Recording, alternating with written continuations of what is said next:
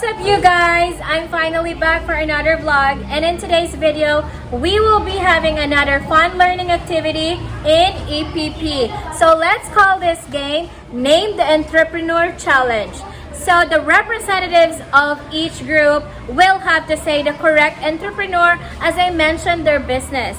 So there will always be a twist. So I know it's gonna be fun. Disclaimer lang po, this is all just for fun learning activity. So let's just all laugh. And without further delay, let's go now to the video. Yung mga hindi nakakasagot, ano ang consequence? Okay, i-facial na to ang harina. Okay, just for fun. Okay, are you ready? Okay, so let's have our first representative from row 1. Sige, Raiza. Versus Jennifer. Versus Rukia.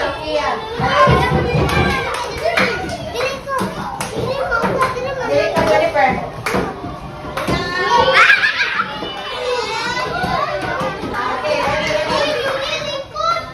Okay, sige. Ready na? Answer direction. Siya ang nagtayo or siya ang CEO ng Philippine Airlines. Nauna si Raija. Okay, now you know what's going to happen. Close your mouth. Go ahead.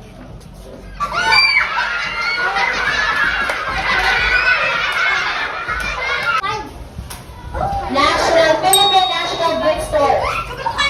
Socorro Ramos!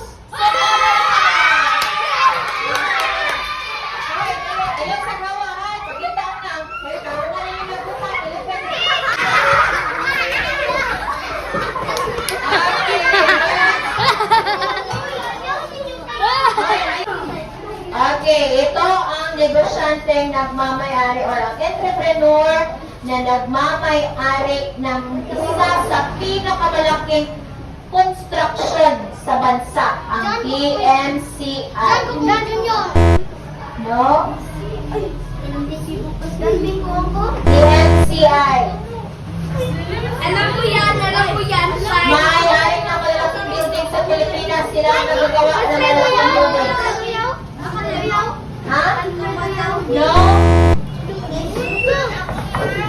5, 4, 3, 2, 1. Anong sagot?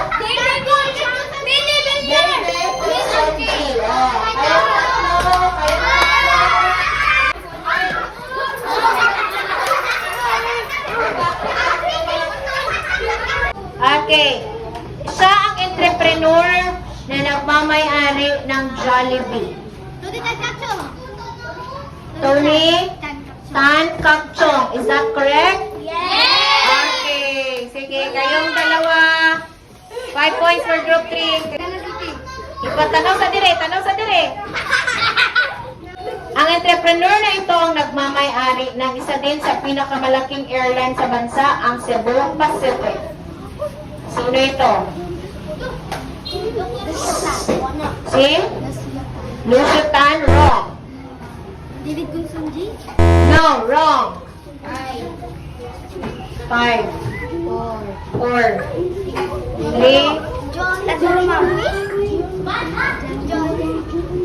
Quiet! Ano? John Gokong Wei, is that correct? Yeah! 5 points. Okay, John Gokong Wei. Okay, Dilana, tubang dire. Garote, dali. Tubang dire. Tubang. Okay.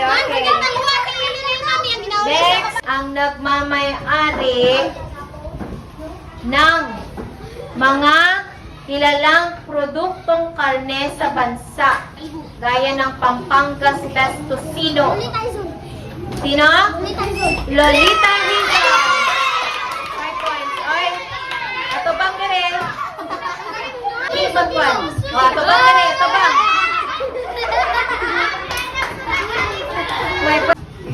Ito naman ang kilalang entrepreneur, nagmamayari ng Philippine Airlines. Lucio Tan.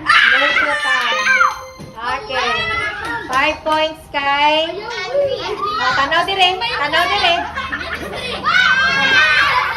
Jesle. Ang entrepreneur na ito ang nagmamay-ari ng sikat na mga bangko at malls, SM, supermalls at BDO. Stoy. Go. Hala, pro. Sige, pag ano mo, makumam. Ano na? 5, 4, 3, 2, 1. Anong sagot? Oh, Henry C.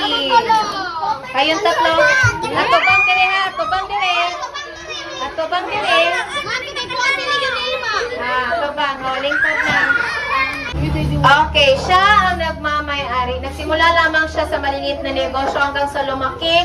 Nagkaroon siya ng mga pabahay. Sino ito? Sinong entrepreneur yan? Pagmamay-ari niya yung Camellia Homes at iba-iba pang mga negosyo. No coaching, I said. Alis ka kayo dyan. Huwag kayong dumikit dyan. 5. Si Ramos. 2,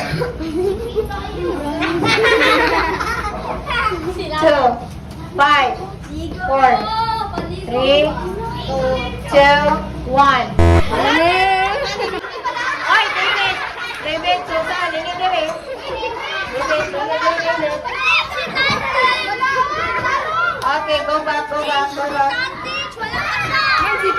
Siya ang entrepreneur na nakaisip na ilagay sa pakete ang mga juice. Siya ang nagmamayari ng Zesto. Quiet. 5, 4, 3, 2, 1.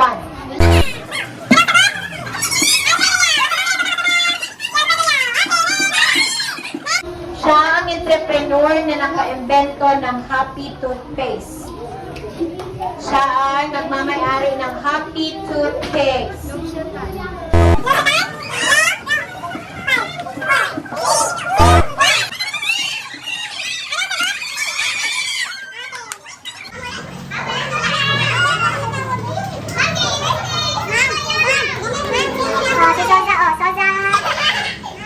Si Abdul, Joko.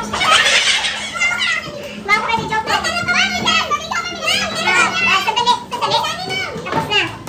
Emmanuel. Sandali. Maginda. Linin. Patricia. Agoy, Jennifer. Jasmine. Kamang Jasmine. Jasmine. Selena. Cute kayo, Selena. Rakia. Cute si Rakia. Ay, pinaka-cute. Si Roy. Okay, so congratulations. And that's it for today's video. I hope you had fun and don't forget to like and subscribe. Please keep on watching for our next videos.